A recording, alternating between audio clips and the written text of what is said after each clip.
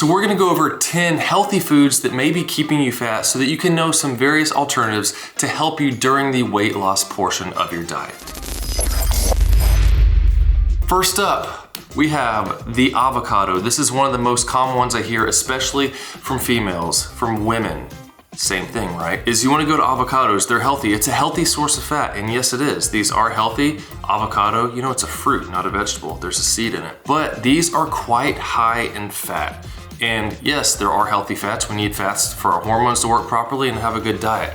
However, when it comes to calories, protein and carbs both have 4 calories per gram, whereas fat has 9 calories per gram. So you can quite literally eat twice as much volume of food if you're eating protein versus if you're eating fattening foods. And when it comes to losing weight, you want to feel like you're full while eating in a calorie deficit. So while these may be good, they do have the healthy fats. You wanna watch how much you're eating because just one of these typically has around 230 calories in it. You're looking at 160 calories per 100 grams of avocado, so be aware they are high in calories. Next up we have olive oil, coconut oil. Pick the oil you want. Most of them are pretty close to the same. And what are oils? They are just another source of fat. So we got that high calorie amount per volume of food. So for 1 tablespoon, around 13.5 grams, you're looking at around 100 to 120 calories just for olive oil. So when you're making your eggs or whatever else you may be cooking, you're putting in vegetables and you want to saute them, all the oil you're pouring on, that's going into your food, and that is greatly increasing the calorie content of it. You might be having some vegetables that are only 50 to 70 calories, but now all of a sudden they could be upwards of 300 to 400 calories because most people pour that oil on, don't actually measure it, and you're putting a lot more than you think, more than a tablespoon. So be aware, oils in your foods will add calories quickly. Non-stick pans really help with that. And next up on the list, we have butter. And again, this is just like oils for 1 tablespoon. You know, you see the marks on the butter, you cut off 1 tablespoon, that's 100 calories right there because butter is pretty much pure fat. So you're throwing a lot of fat on your food. It's gonna make it taste good, of course, but is it really worth those hundreds of extra calories? If you're cooking your breakfast with butter and you're putting butter on bread and butter on other stuff throughout the day, you could be easily adding a few hundred calories to your meal, and that's keeping you out of your deficit. If you want to lose a pound a week, you're looking at a 500 calorie per day deficit to make that happen. And these little substitutes of taking oils and butter out of your diet will really help drop that calorie deficit very quickly because they're so dense in calories. Next up, we have peanut butter. Now this is one you hear people say a lot. They just love their peanut butter, they want to have it, but it is quite high in fat. You hear people say it's a great source of protein, but there's only like 6 grams of protein in a serving of peanut butter. And a serving of it is 2 tablespoons. You're looking at 32 grams is 190 calories. I challenge you to go get your peanut butter, get the spoon, and scoop some out for however much you usually get and think, oh, that's a serving. And you may be having twice as much as you think. So, okay, it's only 190 calories, no big deal, but actually I'm eating closer to 400. You can eat peanut butter very quickly, and it is an easy way to be racking up those calories in your meals or your snacks. And I see it from women a lot. They love their peanut butter, but if you're a woman and maybe eating 2,000 calories, that's a lot.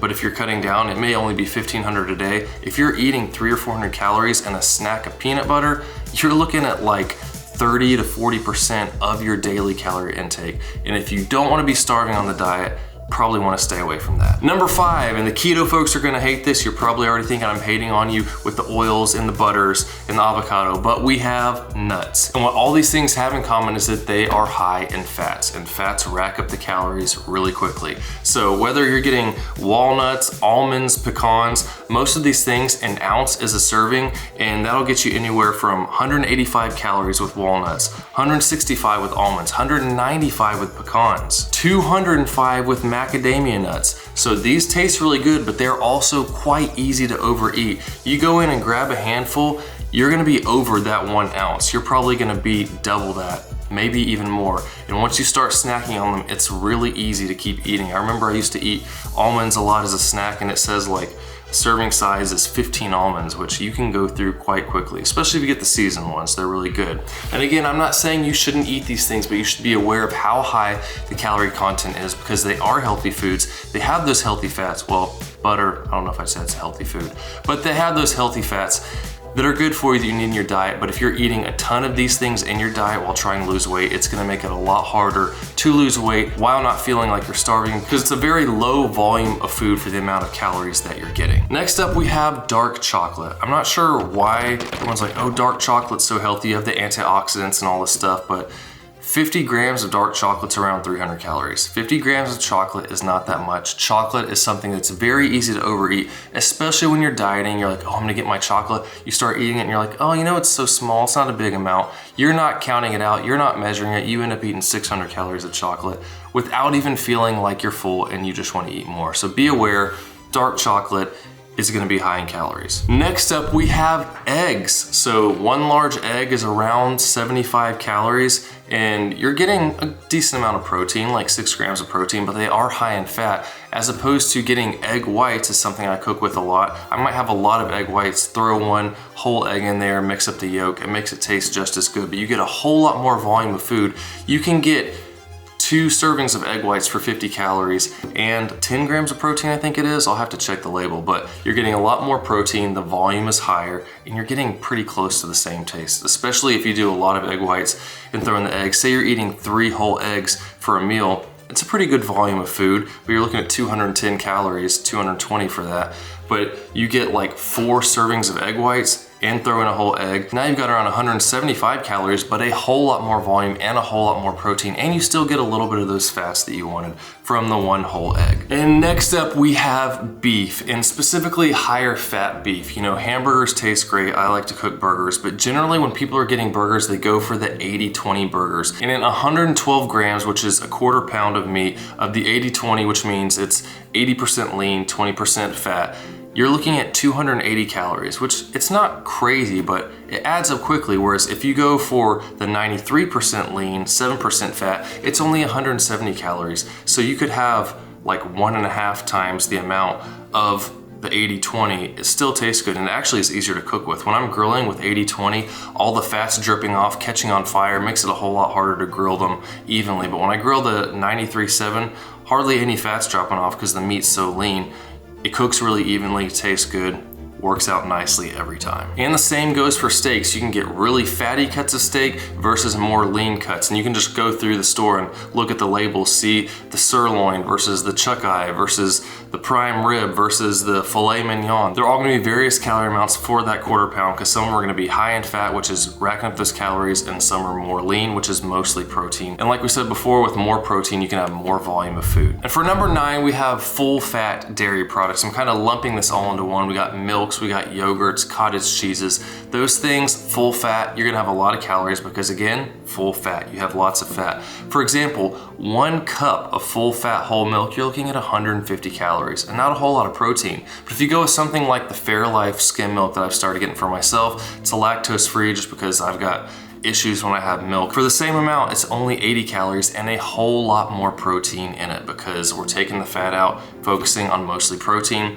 If you want to drink even more, you could have twice the amount for the same calories as the whole milk. Same thing with Greek yogurt. If you go for the full fat Greek yogurt, you're looking at 140 calories per 150 grams, which is a serving of that yogurt. But if you go for the fat-free kind, you're looking at 80 calories for that same amount. So you could, again, eat twice the amount of volume if you get the fat-free kind, and it tastes really good. And you get some healthy fats from various sources. You know, maybe get 2% instead of fat-free. Get a little bit of the fat in there that you need while you're trying to diet down, lose that weight. And once you get to the weight you want, add in some more of those fattening things while you're maintaining your new weight. Same thing with cottage cheese. I eat that a lot. I typically go for the fat-free kind, and I mix in some applesauce or some kind of fruit. It tastes really good. I've got lots of videos on the channel. You can check those out with various meals that I make, snacks, restaurants.